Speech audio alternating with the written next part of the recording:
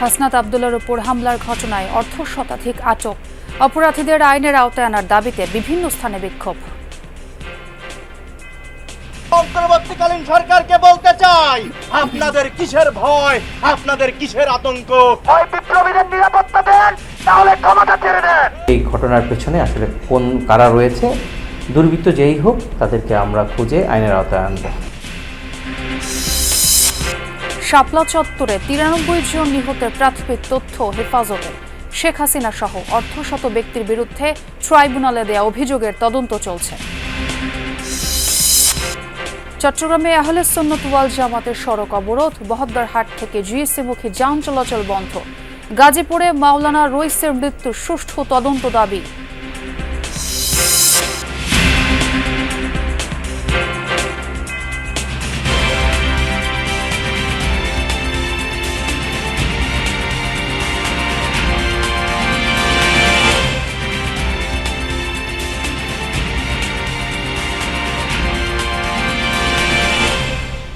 আমন্ত্রণ যমুনা নিউজে, আপনাদের সঙ্গে আছি আমি ছোয়া খন্দকার। এতক্ষণ শিরোনাম দেখছিলেন।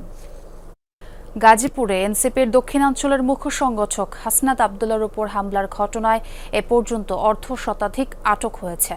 কারা হামলায় জড়িত তাদের শনাক্তের কাজ চলছে বলে জানিয়েছে পুলিশ।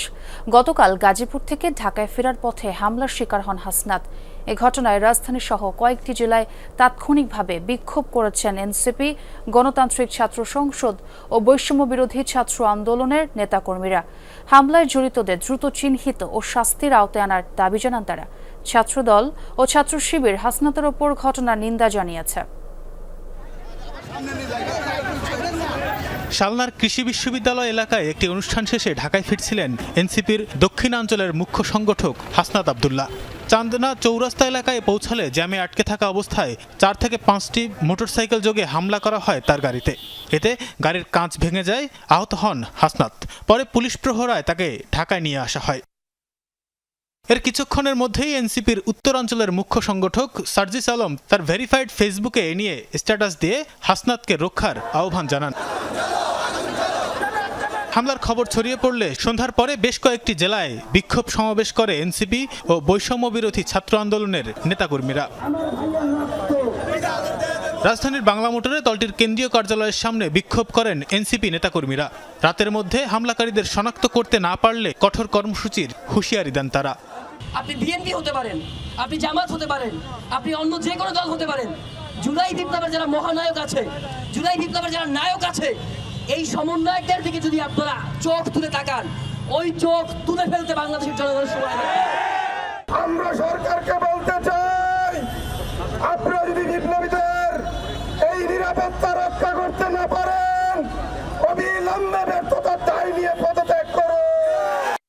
এদিকে রাতে ঢাকা বিশ্ববিদ্যালয়ের হলপাড়ায় বিক্ষোভ করে এনসিপির সমর্থক ও নেতাকর্মীরা। পরে সংক্ষিপ্ত সমাবেশে হামলাকারীদের বিচার ও আওয়ামী লীগের নিষিদ্ধের দাবি জানান তারা। আমরা প্রশাসনের কাছে স্পষ্ট চাই, হয় বিপ্লবীদের নিরাপত্তা দেন, না হলে ক্ষমতা ছেড়ে দেন। আমরা দেখেছি এই খুনিরাই বারংবার আওয়ামী লীগ পরিচয়ে, যুবলীগ পরিচয়ে, ছাত্রলীগ পরিচয়ে বাংলাদেশের রাজনীতি করেছে। অন্তর্বর্তীকালীন সরকারকে বলতে চাই, আপনাদের কিসের ভয়, আপনাদের কিসের আতঙ্ক যে আপনারা এখনো আওয়ামী লীগকে নিষিদ্ধ করতে পারছেন না? পুরো বাংলাদেশ কিন্তু আপনাদের থেকে সমর্থন সরিয়ে নিতে বাধ্য হবে। গাজীপুরের বোর্ডবাজার এলাকায় বিক্ষোভ করেন দলটির নেতাকর্মীরা। এ সময় তারা এই হামলার জন্য দায়ী করেন আওয়ামী লীগ, নিষিদ্ধ ঘোষিত ছাত্রলীগ ও সাবেক মেয়র জাহাঙ্গীর আলমকে। হামলার প্রতিবাদে বিক্ষোভ করেন স্থানীয় শিবির নেতাকর্মীরাও। এই ঘটনায় এখন পর্যন্ত বেশ কয়েকজনকে জিজ্ঞাসাবাদের জন্য আটক করেছে পুলিশ। পিছন থেকে মোটরসাইকেল যোগে 2-1 দুর্বৃত্ত এসে ওনার গাড়িতে হামলা করে। এই সময় ওনার গাড়ির গ্লাসের কাচ ভেঙে যায়। ওনার সাথে আমরা কথা বলি, উনি আপাতত সুস্থ রয়েছেন। আমরা দেখছি যে এই ঘটনার পেছনে আসলে কোন কারা রয়েছে, দুর্বৃত্ত যেই হোক তাদেরকে আমরা খুঁজে আইনের আওতায় আনব। এদিকে চট্টগ্রাম নগরীর টাইগার পাস এলাকা থেকে মশাল মিছিল বের করে বৈষম্য বিরোধী ছাত্র আন্দোলন। মিছিলটি লালখান বাজার হয়ে কাজীর দেউরি মোড়ে গিয়ে শেষ হয়। অন্যদিকে হাসনাতের নিজ এলাকা কুমিল্লার দেবিদ্বারে বিক্ষোভ করেন এনসিপি ও বৈষম্য বিরোধী ছাত্র আন্দোলনের নেতাকর্মীরা। মিছিলটি মুক্তিযোদ্ধা চত্বর থেকে শুরু হয়ে দেবিদ্বার নিউ মার্কেট এলাকায় গিয়ে শেষ হয়। এছাড়াও রংপুর, রাজশাহী, দিনাজপুর, ব্রাহ্মণবাড়িয়া সহ বেশ কয়েকটি জেলায় এই হামলার প্রতিবাদ জানায় এনসিপি ও গণতান্ত্রিক ছাত্র সংসদের নেতাকর্মীরা। এ ঘটনায় নিন্দা জানিয়েছে ছাত্রদল ও ছাত্র শিবির। তানভীর সিদ্দিক, টিপু, যমুনা নিউজ, ঢাকা। লন্ডনে প্রায় 4 মাস চিকিৎসা শেষে আগামীকাল দেশে ফিরছেন বিএনপি চেয়ারপারসন খালেদা জিয়া। কাতারের আমিরের বিশেষ বিমানে আজ স্থানীয় সময় বিকেল 4টায় ঢাকার উদ্দেশ্যে রওনা হবেন বিএনপি চেয়ারপারসন। মঙ্গলবার সকাল 10:30 থেকে 11টার মধ্যে হযরত শাহজালাল আন্তর্জাতিক বিমানবন্দরে পৌঁছানোর কথা রয়েছে তার। খালেদা জিয়ার সঙ্গে আসছেন তার 2 পুত্রবধূ ডাক্তার জুবাইদা রহমান ও সৈয়দা শর্মিলা রহমান। লন্ডনের হিথ্রো বিমানবন্দরে খালেদা জিয়াকে বিদায় জানাবেন ছেলে তারেক রহমান। ঢাকায় বিমানবন্দরে বিএনপির স্থায়ী কমিটির সদস্যরা উপস্থিত থেকে চেয়ারপারসনকে অভ্যর্থনা জানাবেন। দীর্ঘদিন পর খালেদা জিয়ার দেশে ফেরা নেতাকর্মীরা উৎফুল্ল। বিমানবন্দর থেকে গুলশানের বাসভবন ফিরোজা পর্যন্ত পথে পথে তাকে স্বাগত জানাতে প্রস্তুতি নিচ্ছেন নেতাকর্মীরা। সড়কের একপাশে দেশের ও দলীয় পতাকা হাতে দাঁড়ানোর নির্দেশনা দেওয়া হয়েছে। কোন অঙ্গ ও সহযোগী সংগঠন কোথায় দাঁড়াবে সেটিও নির্দিষ্ট করে বলা হয়েছে। গাজীপুরে মাওলানা রইস উদ্দিনকে মারধর ও কারাগারে মৃত্যুর ঘটনার সুষ্ঠু তদন্ত ও বিচারের দাবিতে চট্টগ্রামে সড়ক অবরোধ করেছে আহলে সুন্নাত ওয়াল জামাত। সকাল 9টায় নগরীর মুরাদপুরে সড়কে অবস্থান নেন বিক্ষোভকারীরা। এতে বহদ্দারহাট থেকে জিএসি মুখী সড়কে যান চলাচল বন্ধ হয়ে যায়। ভোগান্তিতে পড়েন অফিসগামী ও সাধারণ মানুষ। আন্দোলনকারীরা বলছেন, কেন্দ্রীয় ঘোষণা অনুযায়ী সড়ক অবরোধ করে বিক্ষোভ করেন তারা। জড়িতদের দ্রুত গ্রেপ্তার করা না হলে আরও কঠোর কর্মসূচি দেওয়ার হুঁশিয়ারি দেওয়া হয়। পরে পুলিশ টিয়ারশেল নিক্ষেপ করে তাদের সরিয়ে দেয়। গত 27 এপ্রিল শিশু বলাৎকারের অভিযোগে গাজীপুরের পুবাইলে তাকে পিটুনি দেয় স্থানীয়রা। পরে পুবাইল থানা পুলিশ তাকে উদ্ধার করে। পরদিন কারাগারে মারা যান মাওলানা রইস।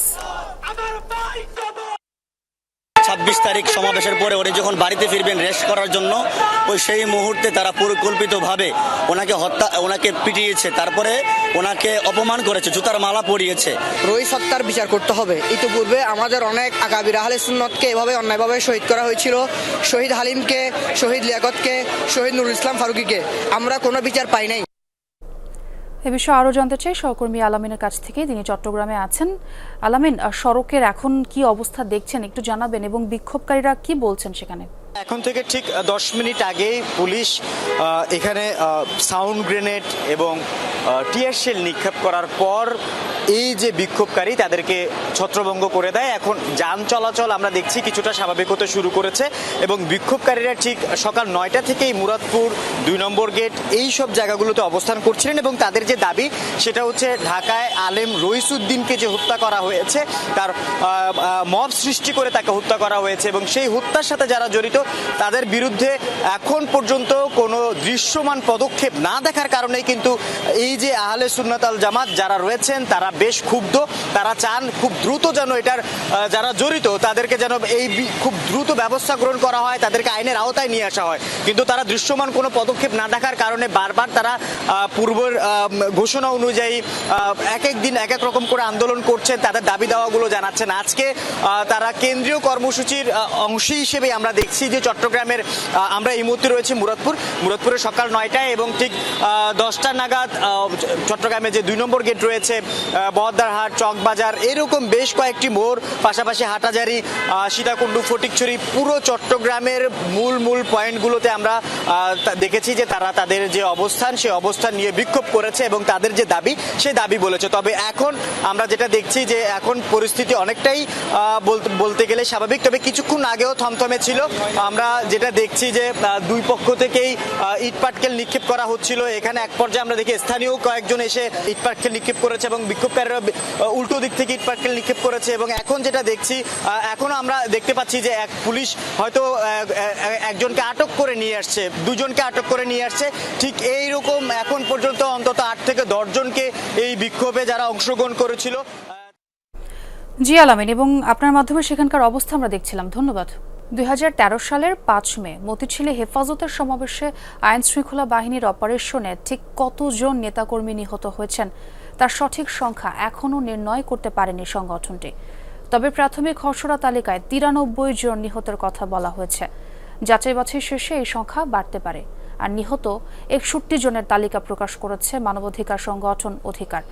শাপলা চত্বরের ঘটনায় শেখ হাসিনা সহ অর্ধশত ব্যক্তির বিরুদ্ধে আন্তর্জাতিক অপরাধ ট্রাইব্যুনালে অভিযোগ দিয়েছে হেফাজতে। সেটার তদন্ত চলছে বলে জানিয়েছেন প্রসিকিউটর। রিয়াজ রায়হানের রিপোর্ট। ইসলাম অবমাননাকারীদের শাস্তি ও নারীনীতির বিরোধিতা করে ১৩ দফা দাবিতে শাপলা চত্বরে হেফাজতে ইসলামের সমাবেশ। দিনভর চলা সমাবেশে বিকেলের দিকে অবস্থান কর্মসূচির ঘোষণা দেন কওমি মাদ্রাসা ভিত্তিক সংগঠনটির নেতারা। দিনভর দফায় দফায় চলে নানামুখী সংঘর্ষ।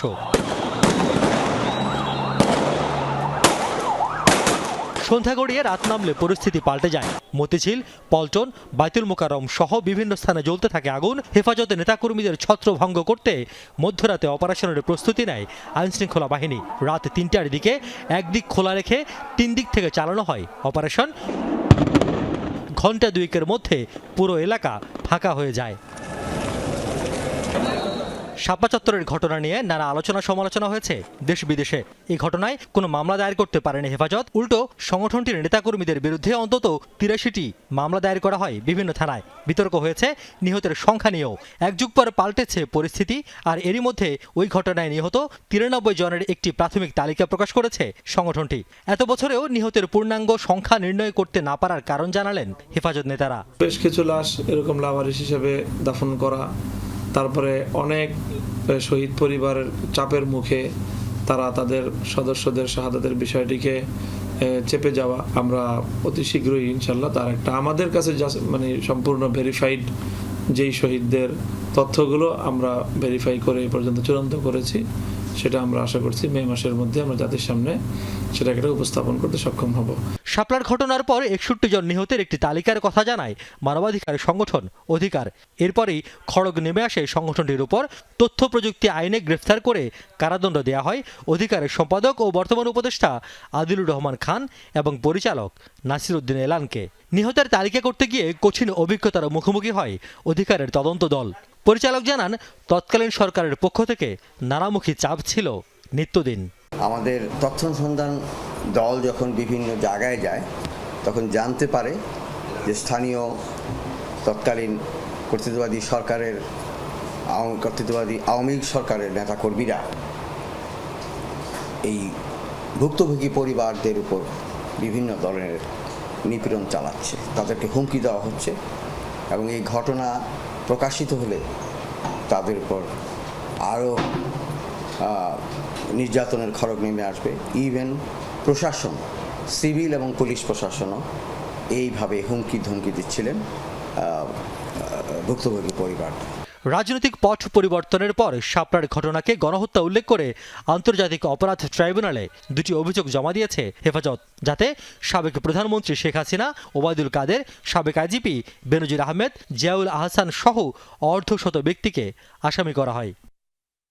অভিযোগের দ্রুত নিষ্পত্তি করে দায়ীদের শাস্তি চান হেফাজত নেতারা। আর তদন্ত কাজের অগ্রগতি আছে বলে জানালেন প্রসিকিউটর। এ দুটি অভিযোগ একসাথে করে ট্রাইব্যুনাল তদন্ত সংস্থা এখন তদন্ত কার্যক্রম চালিয়ে যাচ্ছে। আমরা তদন্তকারী কর্মকর্তার আবেদনের প্রেক্ষিতে আন্তর্জাতিক অপরাধ ট্রাইব্যুনালে একটি পিটিশন ফাইল করি, যে পিটিশনের উপরে ট্রাইব্যুনাল তাদের বিরুদ্ধে গ্রেফতারি পরোয়ানা জারি করে। তাদের মধ্যে কেউ কেউ বিভিন্ন মামলায় গ্রেফতার ছিল বলে তাদেরকে ট্রাইব্যুনালে হাজির করা হয়েছে। আর যারা এখনও পলাতক আছে তাদেরকে পুলিশ এখনও পর্যন্ত এই মামলায় গ্রেফতার করতে পারেনি। যে শাপলা হত্যাকাণ্ড ২০২১ সালে মোদী বিরোধী আন্দোলনে যে হেফাজতের নেতাকর্মীদের যে হত্যাকাণ্ড, এই হত্যাকাণ্ডগুলো সহ ফ্যাসিবাদী আমলে যতগুলো গণহত্যা এবং ব্যাপক হত্যাকাণ্ড সংঘটিত হয়েছে, প্রতিটি হত্যাকাণ্ডের যথাদ্রুত সম্ভব বিচার প্রক্রিয়া শেষ করার মাধ্যমে অপরাধীদের শাস্তির সম্মুখীন করা এবং তাদের বিচার কার্যকর করা। শাপলা চত্বরের ঘটনায় আদালতে আরেকটি মামলা দায়ের করা হয়, যা মতিঝিল থানাকে তদন্তের নির্দেশ দিয়েছেন আদালত। রিয়াজ রায়হান, যমুনা নিউজ, ঢাকা। চট্টগ্রামে আইনজীবী আলিফ হত্যা মামলায় সনাতনী জাগরণ জোটের মুখপাত্র চিন্ময় কৃষ্ণ দাসকে গ্রেফতার দেখানো হয়েছে। সকালে শুনানি শেষে এই আদেশ দেন Chattogram metropolitan magistrate S M. Alauddin Mahmud. শুনানির সময় অনলাইনে যুক্ত করা হয় চিন্ময় কৃষ্ণকে। এর আগে রোববার আলিফ হত্যা মামলায় তাকে গ্রেফতার দেখানোর আবেদন করে পুলিশ। গেল বছরের ২৬ নভেম্বর সম্মিলিত সনাতনী জাগরণ মঞ্চের মুখপাত্র চিন্ময় কৃষ্ণের জামিন না মঞ্জুর করে কারাগারে পাঠানোকে কেন্দ্র করে সংঘর্ষের সময় আইনজীবী আলিফকে কুপিয়ে ও পিটিয়ে হত্যা করা হয়। ঘটনার 4 দিন পর আলিফের বাবা 31 জনের নাম উল্লেখ ও অজ্ঞাত 10 থেকে 15 জনকে আসামি করে মামলা করেন। আইনজীবীদের উপর হামলার ঘটনায় আলিফের ভাই 116 জনকে আসামি করে আরেকটি মামলা করেন। এছাড়া পুলিশের ওপর হামলা ও কাজে বাধা দেওয়ার অভিযোগে 3টি আলাদা মামলা হয়। বাড়ি থেকে বের করে দেওয়ার প্রায় 8 বছর পর উত্তরায় নিজ বাড়িতে বসবাসের অধিকার পেলেন আন্তর্জাতিক অপরাধ ট্রাইব্যুনালের সাবেক প্রসিকিউটর তুরিন আফরোজের মা ও ভাই। সোমবার শুনানি শেষে বিচারিক আদালতের স্থিতাবস্থার আদেশ বাতিল করে হাইকোর্টের আদেশ বহাল রাখেন আপিল বিভাগ। এর ফলে উত্তরার এই বাড়িতে তুরিন আফরোজের মা শামসুন নাহার বেগম ও ভাই শিশির আহমেদ শাহনেওয়াজ আহমেদ বসবাস করতে পারবেন বলে জানিয়েছেন আইনজীবীরা। সকালে বিচারপতি জুবায়ের রহমান চৌধুরী নেতৃত্বাধীন 5 বিচারপতির আপিল বেঞ্চ এই আদেশ দেন। একই সঙ্গে বাড়ি সংক্রান্ত মামলাটি নিষ্পত্তির জন্য বিচারিক আদালতকে নির্দেশ দিয়েছেন আপিল বিভাগ। এর আগে 19 ফেব্রুয়ারি রাজধানীর উত্তরার বাড়িতে ব্যারিস্টার তুরিন আফরোজের মা শামসুন নাহার বেগম এবং ভাই শিশির আহমেদ শাহনেওয়াজের বসবাস নিয়ে বিচারিক আদালতের স্থিতাবস্থার আদেশ বাতিল করে রায় দেন হাইকোর্ট। শুনানি অন্তে যে স্ট্যাটাস কোটা ছিল সেই স্ট্যাটাস কোটা ভ্যাকেট করেছে। হাইকোর্ট জাজমেন্ট দিয়েছিল যে এটা স্ট্যাটাস কো থাকবে, সেটাই বহাল রেখেছে সর্বোচ্চ আদালত। এর ফলে আশীর্ধ একটা অসহায় মহিলা, যিনি ডোর টু ডোর, যিনি স্ট্রিট টু স্ট্রিট ঘোরাফেরা করছিলেন অসহায়ের মতো, উনি ওনার নিজ বাড়িতে ঢোকার অধিকার ফিরে পেলেন। প্রায় 2.5 ঘন্টা পর রাজশাহী রেল স্টেশনে ঢাকামুখী বনলতা এক্সপ্রেস ট্রেনের লাইনচ্যুত বগিটি উদ্ধার হয়েছে। সকাল 9:45টার দিকে বগিটি উদ্ধার করে রেলের মেকানিক্যাল স্টাফরা। এর আগে 7টার দিকে রেলওয়ে স্টেশনে লাইনচ্যুতের ঘটনা ঘটে, তবে এতে কেউ হতাহত হননি বলে নিশ্চিত করেছেন রেল কর্তৃপক্ষ। তারা জানান ভোর 6টায় ট্রেনটি চাঁপাইনবাবগঞ্জ থেকে রাজশাহীর উদ্দেশ্যে ছেড়ে আসে। 7টার দিকে রাজশাহী স্টেশনে পৌঁছালেই বিকট শব্দ হয়। পরে দেখা যায় ট্রেনটি ঠ বগির একটি চাকা লাইনচ্যুত হয়েছে। এ ঘটনায় শুধু চাঁপাইনবাবগঞ্জ রুটে চলাচলকারী একটি লোকাল ট্রেন আটকা পড়ে, তবে ছেড়ে গেছে অন্য আন্তনগর ট্রেনগুলো। এবার পাকিস্তানের সাবেক প্রধানমন্ত্রী ইমরান খান এবং সাবেক পররাষ্ট্রমন্ত্রী বিলাওয়াল ভুট্টো জারদারির এক্স অ্যাকাউন্ট ব্লক করা হয়েছে ভারতে। ভারত থেকে উভয় অ্যাকাউন্টে প্রবেশ করতে গেলেই একটি বার্তা দেখা যাচ্ছে, সেখানে বলা হয় আইনি অনুরোধে স্থগিত করা হয়েছে অ্যাকাউন্টটি। পিপিপির চেয়ারম্যান বিলাওয়াল ভুট্টোর এক্স অ্যাকাউন্ট ব্লকের ঘটনায় নিন্দা জানানো হয়েছে দলটির পক্ষ থেকে। এটি প্রতিহিংসামূলক পদক্ষেপ আখ্যা দিয়েছে তারা। বিলাওয়াল হাউসের এক প্রেস বিজ্ঞপ্তিতে বলা হয়, পাকিস্তানের শক্ত অবস্থানের কারণে ভয় পেয়েই এমন পদক্ষেপ নিচ্ছে মোদী সরকার। 22 এপ্রিল পেহেলগামে সন্ত্রাসী হামলার পর থেকে পাকিস্তানি রাজনীতিবিদ, সাংবাদিক ও খেলোয়াড় সহ বিখ্যাত ব্যক্তিদের সোশ্যাল মিডিয়া অ্যাকাউন্ট ব্লক করে দিয়েছে ভারত সরকার। মার্কিন জাতীয় নিরাপত্তা উপদেষ্টা হওয়ার দৌড়ে এগিয়ে আছেন deputy chief of staff Stephen Miller. President Donald Trump নিজেই জানিয়েছেন এ তথ্য। এর মধ্যে এই পদের জন্য আলোচনা এসেছে একাধিক নাম, তবে মার্কিন কর্মকর্তারা জানিয়েছেন স্থায়ীভাবে নিরাপত্তা উপদেষ্টা নিয়োগে তাড়াহুড়ো করতে চান না ট্রাম্প।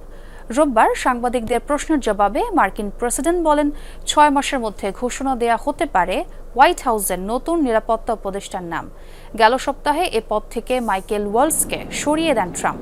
অস্থায়ীভাবে এ পদে নিয়োগ দেওয়া হয় মার্কিন পররাষ্ট্রমন্ত্রী মার্কো রুবিওকে।